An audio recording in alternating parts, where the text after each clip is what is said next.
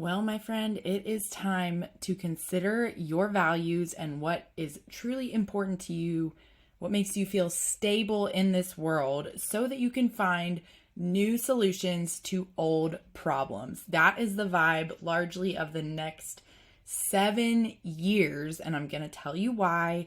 It's a little extra heightened right now because we are in sidereal Taurus season. I'll explain more about that in a moment, what that means, what I mean by that. And at the same time, on June 1st, 2024, Uranus is moving to Taurus. Uranus spends approximately 7 years in a sign, which means it takes 84 years to move entirely through the zodiac, which means it's been 84 years since, 84 minus 7. It's been 84 years since the last time Uranus moved into Taurus. And if you do the math, what does that put that time around? It was around the end of, or actually when it moved into Taurus was around really the beginning of the United States involvement in World War II. And so as always with these longer transits, I'm going to tell you all about the history, global events, the last time this transit happened. I'm going to tell you about the astrological archetypes that factor into our understanding of what this pattern might bring up. Because that's what astrology is, in my opinion, we're looking for patterns. We're not looking for confirmation bias.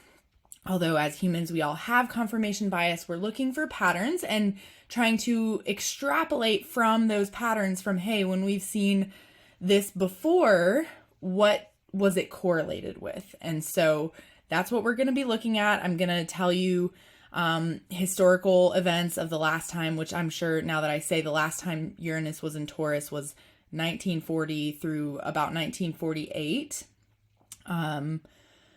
You can think of what was happening globally then. It was a big deal in the world those years. So let's talk about it. First, I'd like to extend you a warm welcome to the Horoscopes podcast.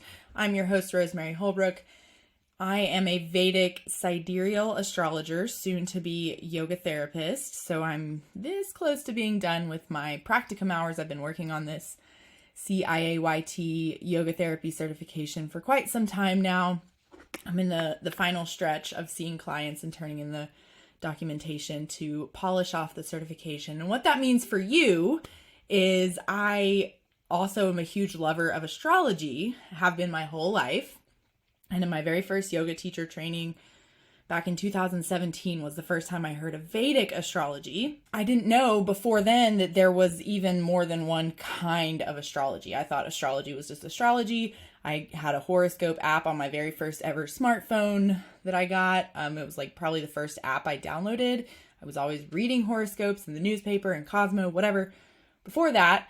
And so Vedic astrology comes from the same place as yoga philosophy. It comes from the Vedas, the same place that yoga philosophy originated, the same place that Ayurveda originated. Vedic astrology has been around that long, and it uses the sidereal zodiac, which is more astronomically accurate. So with that yoga therapy background, I take my love of astrology and pair it, because Vedic astrology goes so well with yoga philosophy, whereas I find there's a lot of yoga teachers in the US that are getting into pairing astrology with yoga, but they use Western astrology. And that was always kind of frustrating to me when I was trying to learn this at first. And I couldn't really find any super great resources on embodying the astrology, but using Vedic astrology, which to me just makes more sense because it comes from the same place as yoga. So there's a lot of overlap,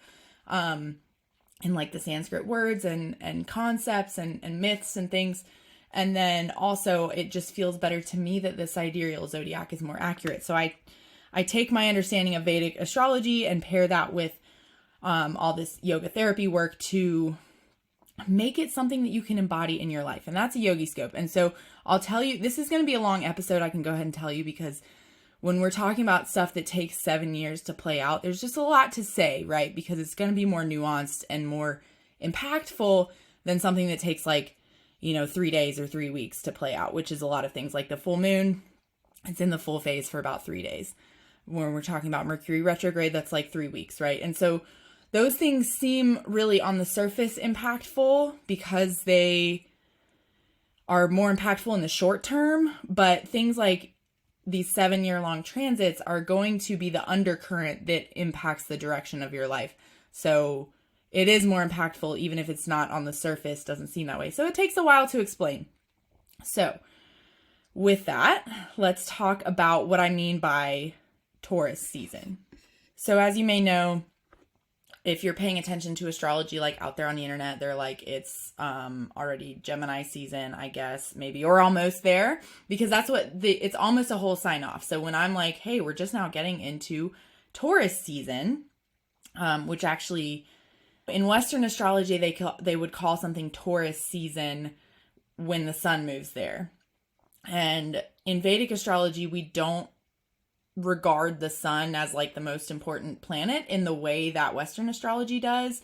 Vedic astrology prefers the moon as it's a lunar based system. You may have heard that said. So we pay more attention to what the moon is doing. The sun is just one of the, 7 or 9 planets, depending on how you want to conceptualize that. It's just one of them. It's not the most important one.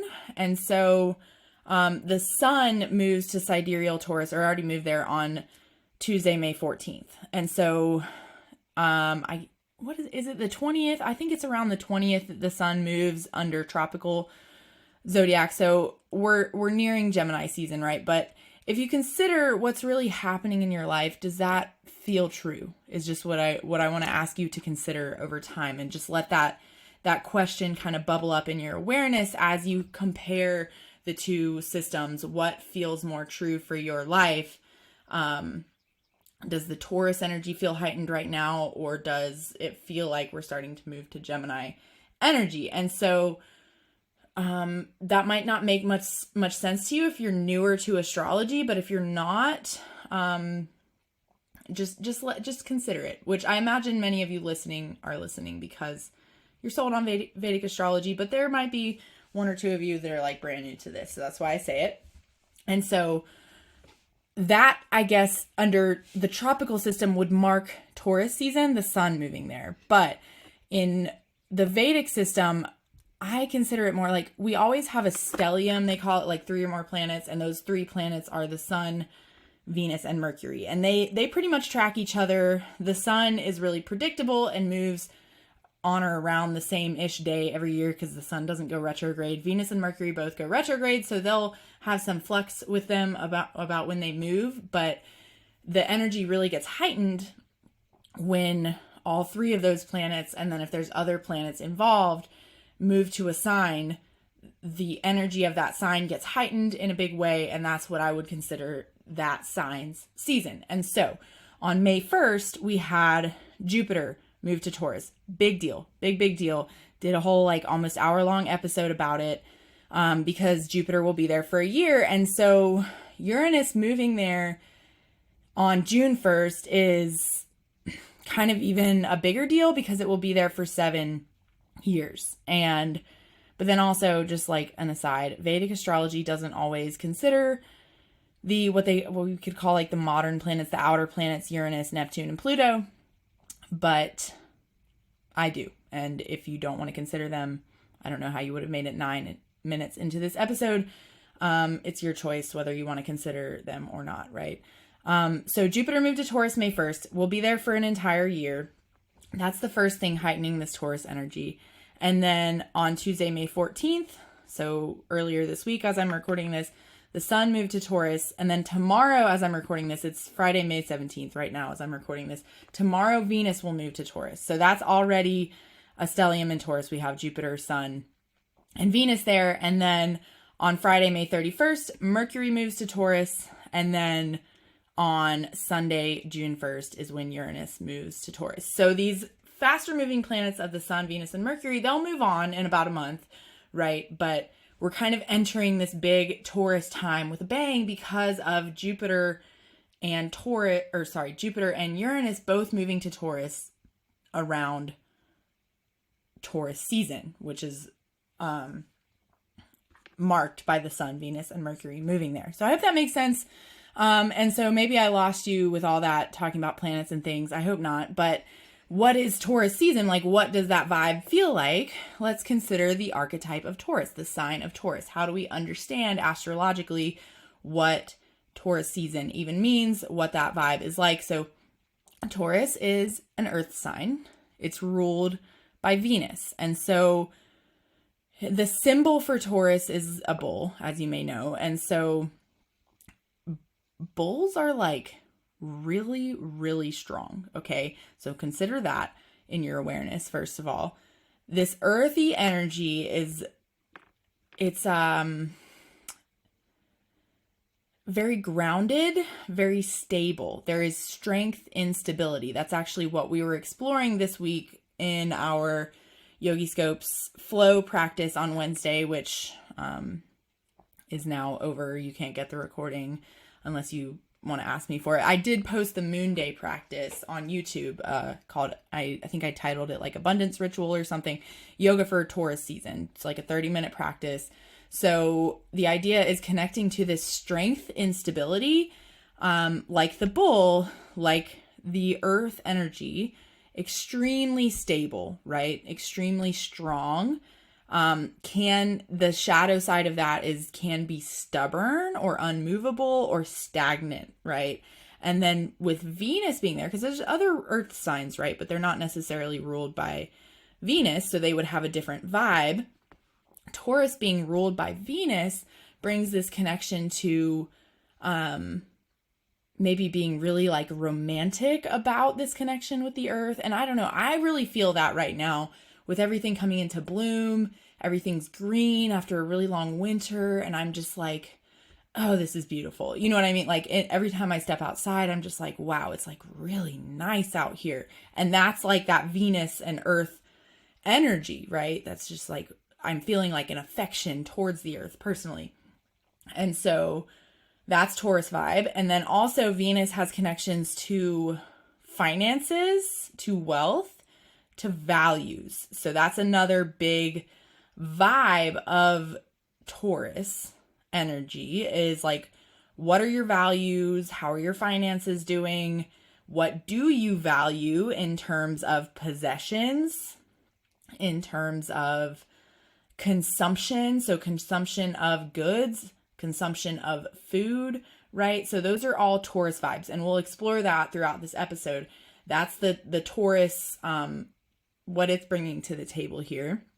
And then Uranus is like almost the complete opposite of Taurus in terms of vibes. So Taurus is like this stable, practical, strong, grounded energy. Uranus is like, I need change. I need revolution. I need disruption. I need freedom, right? And so I will assert to you, this is something that I love to explore in yoga practice all the time.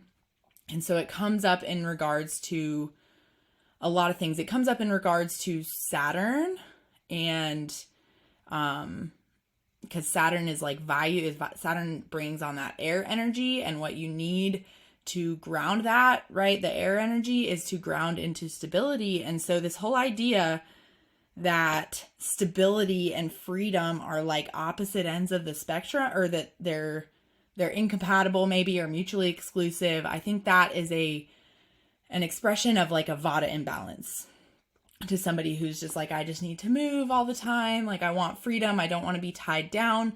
I would urge you to explore, and this is something we explore in yoga practice sometimes. If you come to the Yogiscopes flow, I factor it in a lot, because I am very of the belief that stability begets freedom.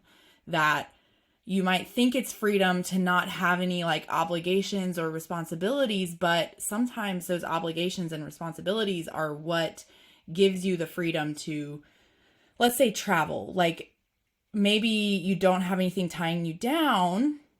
For example, you don't have a house, like a mortgage or like rent to pay at a fixed place, and you don't have like animals to tend to and make sure they get taken care of if you leave, right? So that sounds like it would give you more freedom to travel, but then with that, maybe you don't have stable employment, right? And so maybe you don't have necessarily the money to just book travel wherever you want. And so I'm not saying this is necessarily the case, but I hope you can see what I mean with like, I don't know. I've been homeless before, friends. And so I'm not trying to like pass judgment or like say that there's a right way to live, but I do know that now that I have like a house and stable employment, I can choose to travel when and where I want. And so that's within the bounds of constraints. But when I didn't have those things, I could travel sometimes, but it wasn't usually up to me. It wasn't usually like I could just choose when and where, right? So that's kind of the dichotomy I'm trying to paint between Uranus vibes and Taurus vibes. So Taurus wants stability, practicality, getting your finances in order. And Uranus is like, I need excitement. I need change. I need revolution, right? And so when you combine those two, the vibe you get is perhaps sudden changes, maybe sudden, maybe revolutions in regards to finances, resources, personal values, right? So what's coming up likely with Uranus and Taurus and will be, so this is a 7-year long thing, revising tradition, right? Especially in areas of finance, agriculture, and environment. So this is something I mentioned on the Jupiter and Taurus episode, is that, so Taurus, because being an earth sign, it has connections to the environment as well. And I mentioned on the Jupiter and Taurus episode that past times we've seen Jupiter and Taurus brought some of the like biggest like weather thing, like I want to say Hurricane Sandy was during a Jupiter and Taurus time. I talked about it on the Jupiter and Taurus episode, but there was like a big tsunami. There's just like these big things of Jupiter and Taurus. And so like a week out, right after I recorded that episode, we had these storms where I live where we had softball size hail. Like, can you imagine how big? Softballs are bigger than baseballs. And it was like the biggest hail we've ever had on record where I live, like a week after Jupiter moved to Taurus. And so I think we'll continue to see more of that. And what that softball size hail brought was like some farms around here. I live in a very rural agricultural area. One farm that I actually had considered getting a CSA, like I think it stands for crop share agreement, where it's basically like a subscription and you get vegetables every week during the growing season or whatever. I was going to get one, but I didn't because children, too many competing priorities. I just never signed up. And anyway, their entire crop got devastated from the hail, which is really sad. But unfortunately, that is a vibe of not only Jupiter and Taurus, but Uranus and Taurus is going to be bringing that same vibe too. And so if we look back historically at last times Uranus was in Taurus, what did we have going on in the agricultural realm?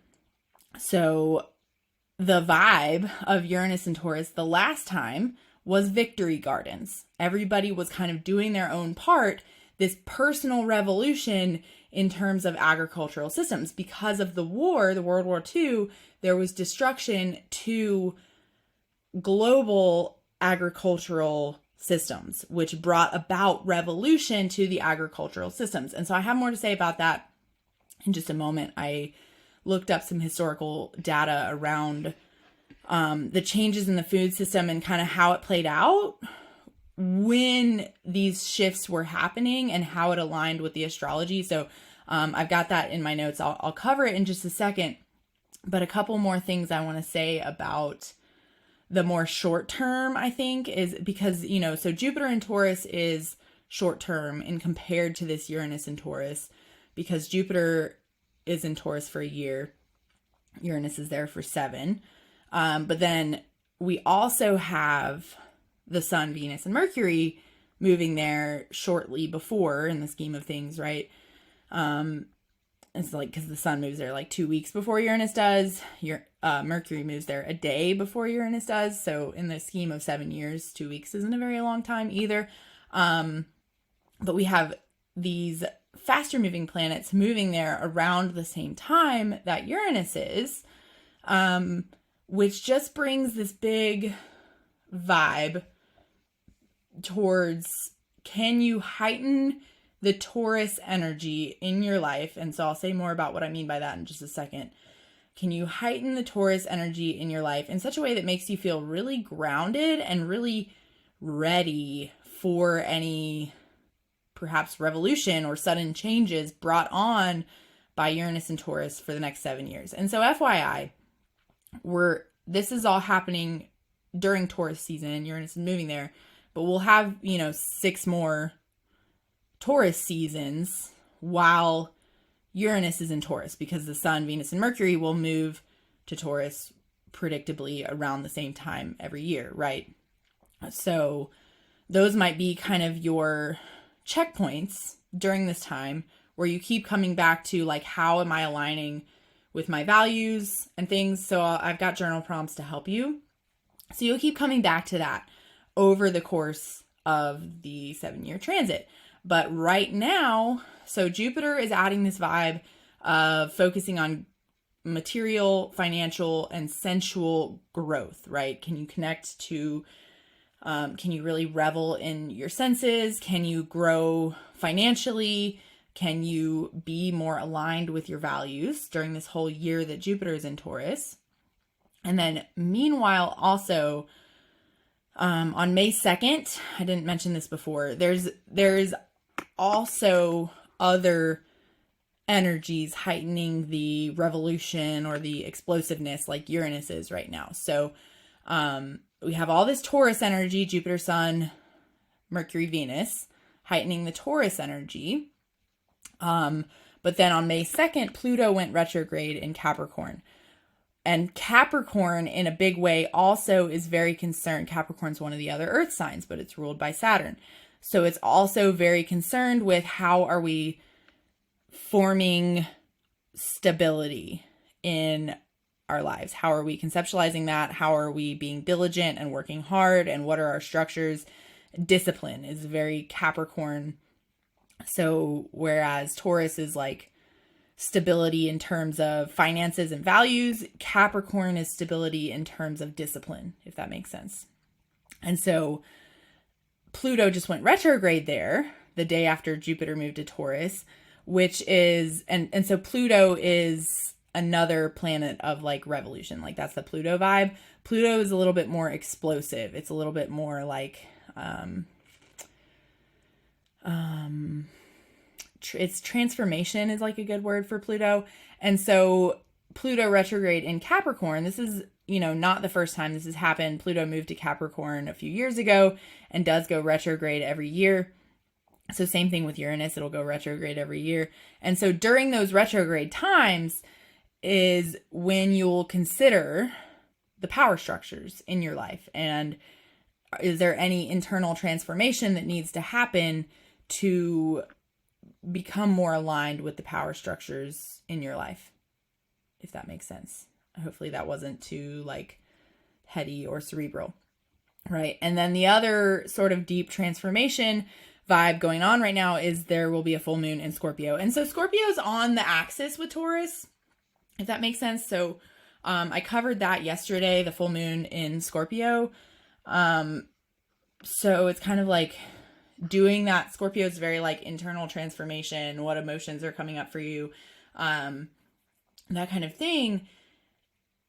That is on an axis with Taurus, meaning those things are like inseparable. And that's kind of what I was getting at with the stability and freedom thing of what we have going on with Capricorn and Saturn, what we have going on with Uranus and Taurus is asking you for stability, Uranus is asking you for freedom. So this dichotomy shows up in a lot of ways, and the full moon in Scorpio is another one bringing that up. So right now is just a really prime time to consider those things and consider on the trajectory of the next 7 years, like how do you want to set yourself up for success in terms of cultivating stability in your life that allows for more freedom, if that makes sense.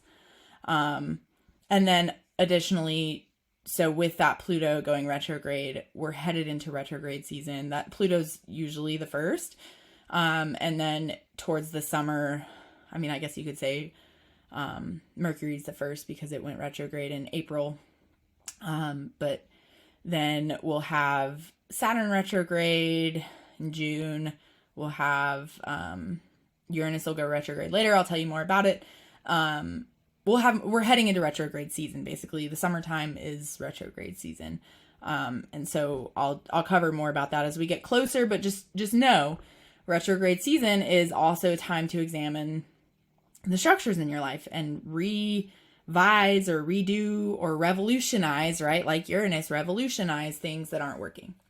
And so that energy is just getting heightened in a lot of ways right now. Revolution, personal revolution, inner transformation. Hopefully I made that clear with all those different ways that's being heightened right now.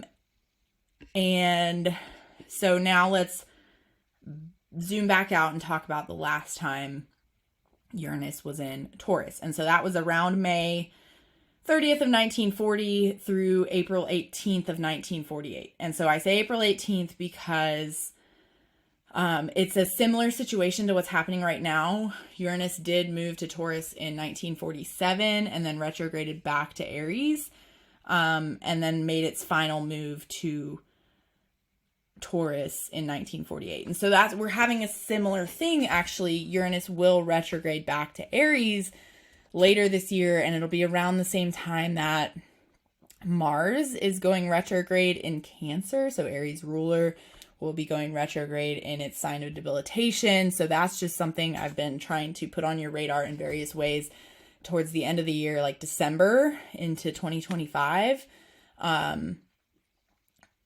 That is a big time for, like, emotions are going to be heightened. People might feel like fighting over, like, emotional fighting, kind of like lashing out emotionally during that time.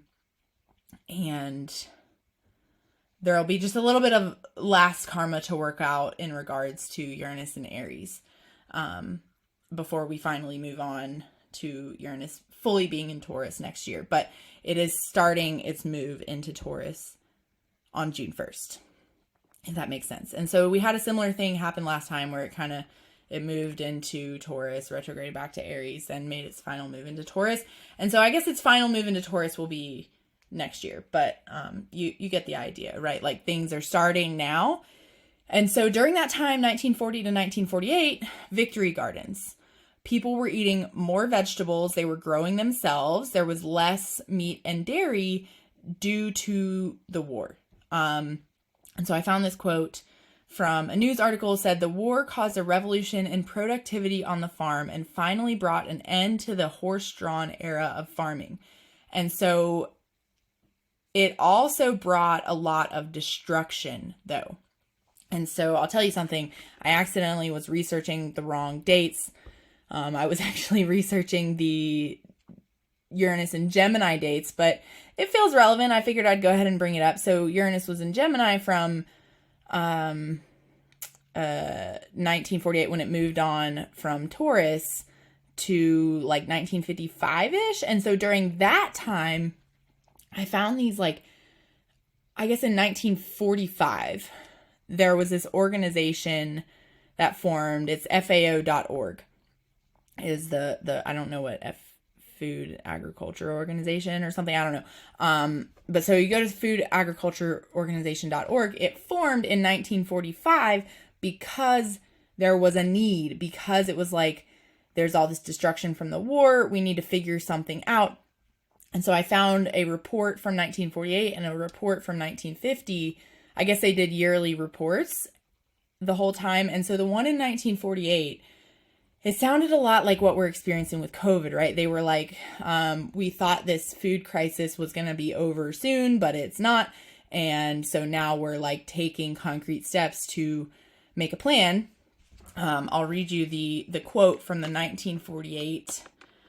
It was called the State of Food and Agriculture Report. It said, and this is the opening a couple sentences. It is now 3 years since the termination of hostilities and 3 years in October since the establishment of the Food and Agriculture Organization of the United States. That's FAO.org.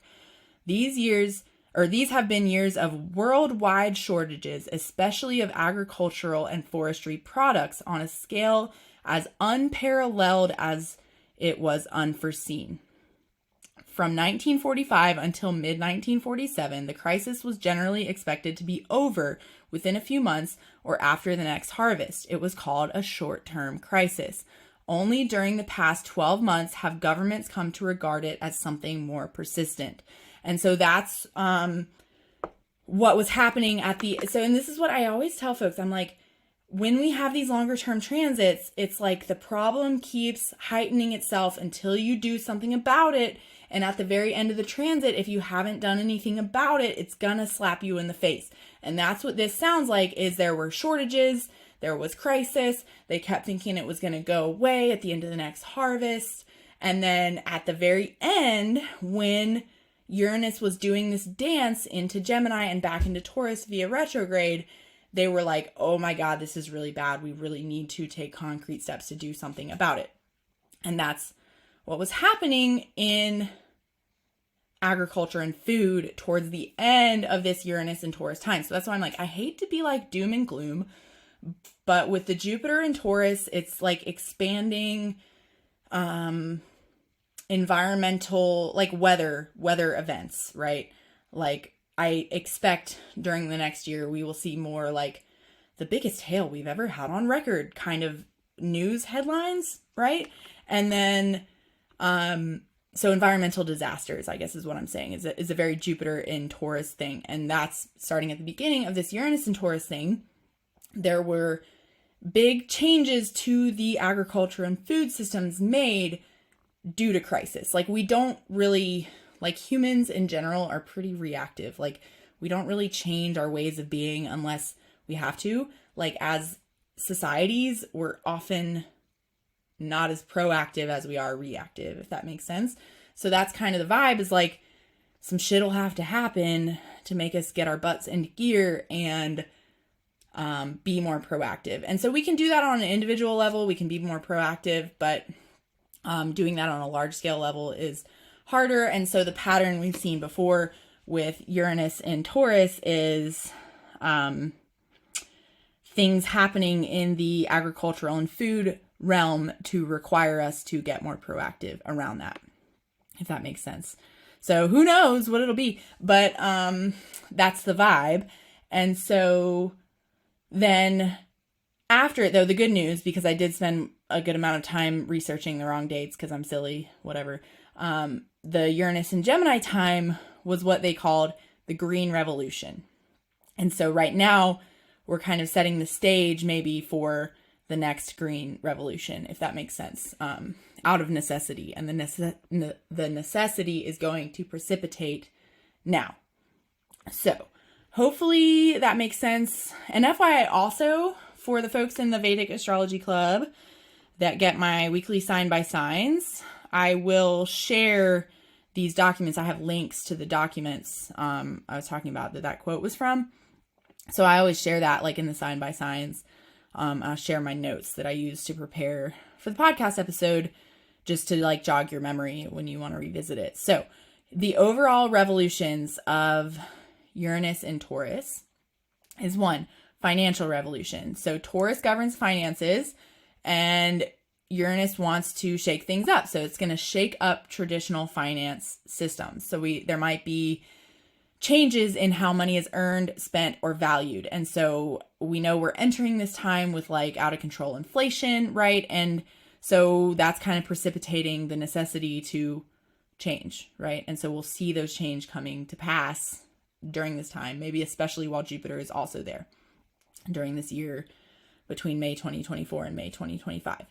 And so then number two, overall energies of Uranus and Taurus, technological advancements in agriculture and food production. Like I was just talking about, Uranus is going to bring breakthroughs in the areas of agriculture and food production. So there might be more sustainable farming practices, out of necessity, but there also might be more things like GMOs and lab-grown meat, technologies that revolutionize the food industry. So what we saw before was during the agricultural revolution that was happening the last time was this move towards like cereals and grain. And we also saw towards the end of that Uranus and Taurus time, I found this quote about the Green Revolution was,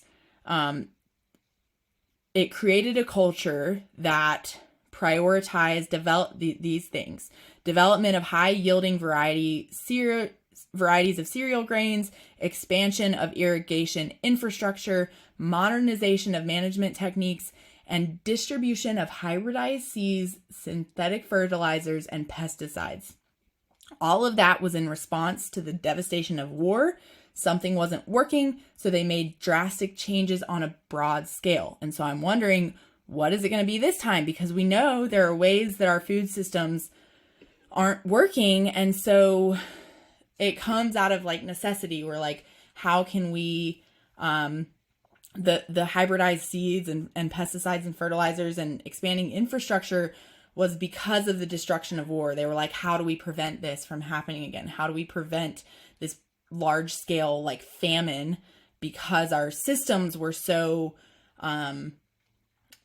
our systems had to be transformed, right? After the war. And so that's the vibe, right? And then number 3 is changes in property ownership and real estate. So Taurus also rules over land and property. And so Uranus brings disruption, right? So there might be new forms of property ownership, maybe co-housing, communal living. We're already seeing that. Like, I live in a pretty progressive area near Asheville, North Carolina. We're already seeing some of that. Like, there's an organization here called Beloved Asheville, and they are doing the most that I've seen to house the unhoused. And so they're building this village, the Beloved Village, I think they call it. And it's like a bunch of tiny houses that they're building on. It's really cool. You should look into it. Beloved, like Beloved Asheville. Look at their village they're making. It's revolutionary. And so maybe we'll see that on a more broad scale during this time. Out of necessity, which is sad that we need that, right? But that's the vibe. And so then also changes in real estate. The first thing I've noticed, and I'm not in real estate or anything, but y'all remember that report that came out a few months ago that was like changes in the commission structure. I'm not going to do justice to explaining it because I don't really understand it. But what I do know about it is that it's supposed to go into effect in June, and Uranus moves to Taurus in June. And so that's what I think we'll just continue to see more of that. We'll see that play out, the vibe of what that actually means in practice, the changes in commission structure. And yeah, so real estate, changes in real estate, changes in structure around real estate, which includes how real estate agents get paid. And then another overall energy, number 4, is shifts in values and materialism. So Taurus represents our values and what stability and security and material comfort mean to us and how they play out in our regular life. So Uranus wants to challenge things, right? Wants to bring revolution. So we may reevaluate what's truly important in life, leading to changes in consumer behavior to move towards more sustainable and ethical consumption. And that's usually, like I said, we're, as a species in society, we're pretty reactive. Society is reactive. People individually might be proactive, but society is reactive. So that move towards sustainable and ethical consumption could be, unfortunately, out of necessity, which is scary, right? But that's the vibe. And so number 5, environmental awareness and activism. Taurus has these close ties to the earth, to Mother Earth, to reveling in how much we love Mother Earth. And so with Uranus here, we might just become more aware of environmental issues. And so that could be because of environmental disasters, as I was saying. But it will result probably in people pushing for environmental activism, finding innovative solutions to address things that have been problems as climate change, ecological challenges that have been problems. But that's, like I said at the very opening of the episode, new solutions to old problems. And so the 6th overall energy is disruptions in the stock market and economy. So Taurus also governs the economy, financial markets. Uranus can bring fluctuations, disruptions, right?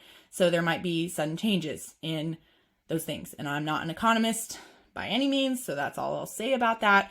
But just be on the lookout for volatility and uncertainty, because that is part of the vibe and part of what we've seen historically too. So it's a good time for this whole Uranus and Taurus time, but especially like right now, we're in this heightened Taurus season. This is the vibe.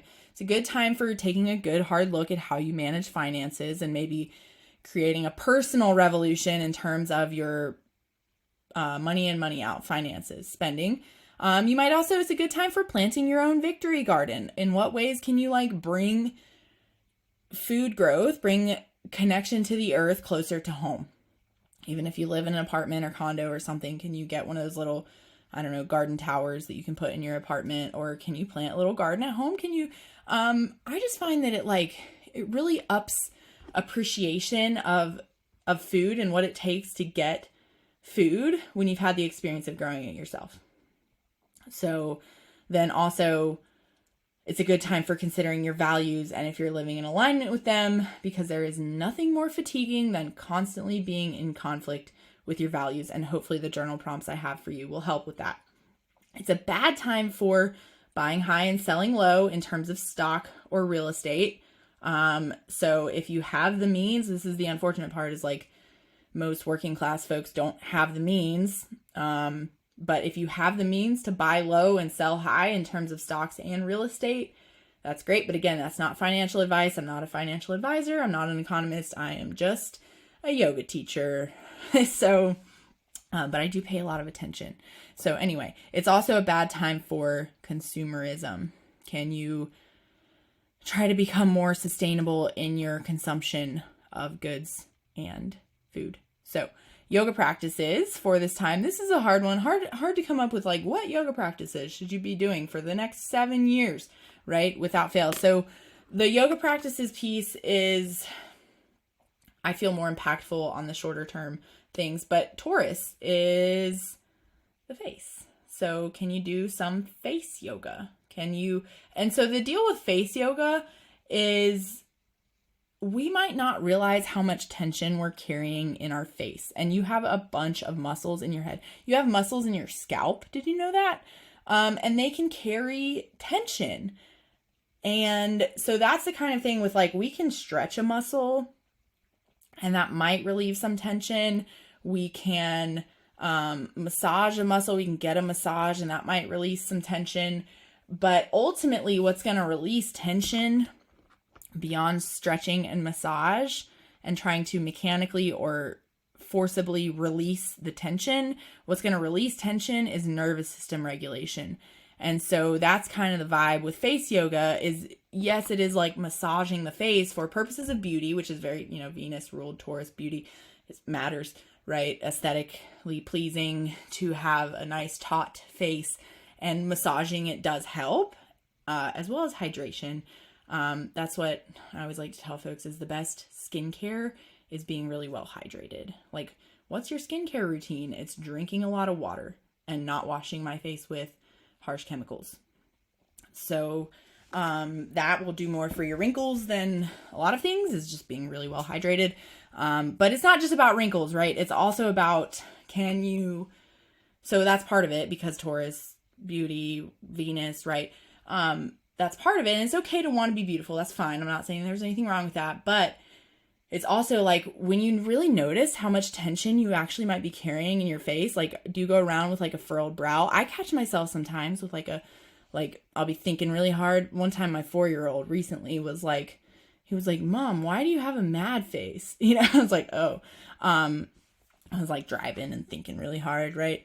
And so that kind of thing, can you notice that more often, that where you're carrying tension in your face? And so the face yoga helps because you get to really notice what it feels like to have a relaxed face. So it becomes easier to notice when you don't. Right. And then I will also say another good yoga practice is the values exercise that I mentioned in the Jupiter and Taurus episode. I'm not going to repeat it. It was there. And so here are your journal prompts. There's a lot, and they will be in the sign by sign. There's 3 sets. One related to getting in touch with your values, different from the values exercise. One section related to finances and spending, and one section related to food and agriculture. Because just to remind you, those are the big themes of this Uranus and Taurus transit. So 1, under the values section, do my values reflect those that I was raised with, or have they shifted over life? So it's okay. Like, I ended up finding out that I do align with a lot of the values of my family that I was raised with. It's normal in your teens and early 20s to go through a period of rebelling against that, but you might find that all in all, a lot of your values do align with what you were raised with. And there might be some ways that they align and some ways that they don't. So I'm not putting a value judgment on having different values or on having the same values. You just need to know, what are your values? And this next question should help with that. Number 2, have I been unconsciously acting in alignment with the values I was raised with, even if my own values differ? So you need to consider what your values are, and if they come from your family or if they come from rebelling against your family. What are your true values, and how did your early family life influence that? Because that's one thing I didn't kind of touch on, but another big theme of Taurus is early family life and how it influences our diet, our spending, our values, right? What we value in life, and what we consume in terms of material possessions or food. And so the second part of question number 2 is, how can I reconcile my actions or habits with my personal values? So that's what I was saying earlier. There's nothing more fatiguing than living out of alignment with your values. And so if you just really know what your values are and really know what behaviors align with a person with those values, your life is going to get easier. Even if nothing circumstantially changes, it's less fatiguing to know that you're acting in alignment with your values. And so section number 2, finances and spending. How do my values show up with my spending habits? And what personal steps can I take towards financial revolution or financial independence? Question number 2, under the finances and spending, what material possessions do I truly value, and which ones could I let go of? How can I move towards more sustainable and ethical consumption? And so I'm just going to say a little piece about that, because like minimalism, I think is can be very consumeristic. If you're like, I just get rid of everything because I can just buy a new one easily, I think you got to explore your own values around that. And so I'm just bringing up my own values is like, I might have what some people consider clutter, right? And it's a delicate balance between minimalism and not just hoarding a bunch of stuff, or minimalism that's more for aesthetic purposes and you get rid of stuff and it ends up making you more consumeristic, right? Because you have to buy new because you don't keep something that you use like once every 5 years or so. Well, you know what I mean? And so that's the balance that I want you to consider with that journal prompt, is like your relationship to minimalism, to hoarding, is your minimalism more consumeristic in nature? Like, what's your balance of consumption and getting rid of things? What's your balance? What's your own personal balance, and how does that align with your values? So number 3, if there were disruptions in the economy and stock market, how could I ensure my financial stability? And then related to that is, what does security and stability look like for me, and how can I achieve it or move towards it on a consistent basis? Like, what does stability look like for you? How can you cultivate that in your life on a regular basis? And then section number 3, food and agriculture. 1, how do my values influence my behaviors around food? So you could consider your early family life and how your family acted, or what they said around food, your food stories that comes from them. And what are your personal values around food? Like, yeah, I was going to give an example, but I won't. And number 2, how can I contribute to environmental awareness and activism in my local community? In what simple ways can I eat closer to the earth? So that's what I mean by, like, can you have your own victory garden? Can you, like, this is This is going to show my values again, but I want you to consider your own values and where they come from, right? But in my own personal values, I think if you want cheese, eating cheese from the farmer's market, for me, is more aligned with my values than eating ultra processed vegan cheese or whatever that is like packaged in plastic, shipped from God knows where, right? Like, what even is it? To me, it's more aligned with my values to just eat like a local cheese or a local meat than to what I would prioritize in my own values is to eat more vegetables that I grew myself or that came from the local farmer's market and make that the majority of my diet.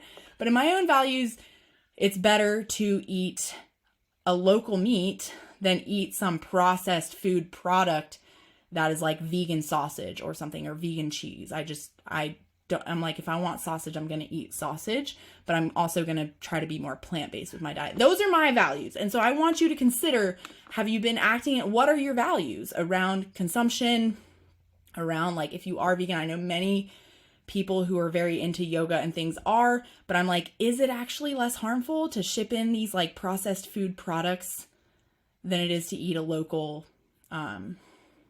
less processed thing? So consider that. That's the question, is like, what are your values? And then related to that, the next follow-up question is, what changes can I make to my diet or lifestyle to support sustainable agriculture and food production? Because I personally, like, this is just my values. I'm like, eating these like blood avocados from South America that have to be shipped and trucked across, half the globe, is that really that much less harmful than eating something local? That's a consideration. That's a question for you to consider during this time. That's what this Uranus and Taurus time is all about, is considering on a personal scale and on a global scale what your values are and how your actions are aligning with that. So just to recap, new solutions to old problems. So best of luck to you.